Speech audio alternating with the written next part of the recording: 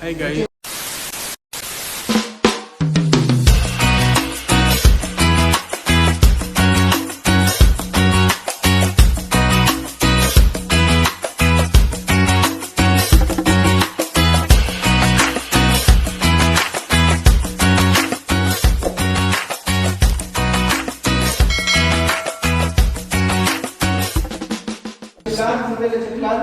Yung itlog na to, tago natin, i-preserve natin, life hacks. Tingnan natin kung dadami to.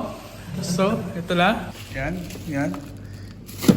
200 million days, i-ano natin dyan. Ang babalik na. One eternity later. Hi guys, ito na nga. Yan, hiniwa ko na yung itlog na nilagay ko sa rip na pinatigas ko. At yan, ginawa ko ng 5 hiwa yan. Para tipid. Yan.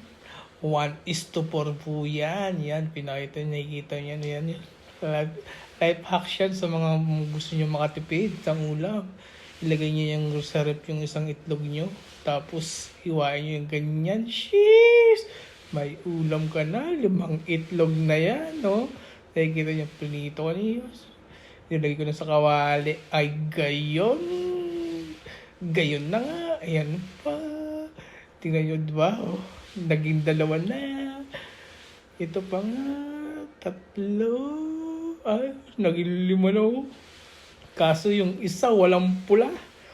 Yun. Nasa huli yung isa. Ayan na nga. Ayan, binabaliktad ko na nga. Ayan. Kumakapit pa sa kawali. Iyon, binaliktad na nga. Sheesh. Yan yung isa pa. Babaliktad rin natin. Kaso ayaw magpabaliktad. Nako, dikit na dikit. Oy, nako. Hindi kasi nainit masyado yung kawali natin, guys. Kaya ganyan. Tingnan nyo. Diba? 5, 1:4 po yan, guys. Kung gusto nyong malaman yung totoo, ilagay nyo sa rep yung isang itlog nyo. At kunin nyo mga 24 hours o 100 days. At yan ang kakalabasan nyo. Tingnan nyo guys, oh. Oh, nakikita nyo ba yan, guys? Sheesh, yan. Luto na yan, pero gusto ko munang lutuin masyado. Humiwalay na nga yung pula sa puti. Parang damit na decolor. Hinati ko muna kasi yan. Kalas. Wala, habibi.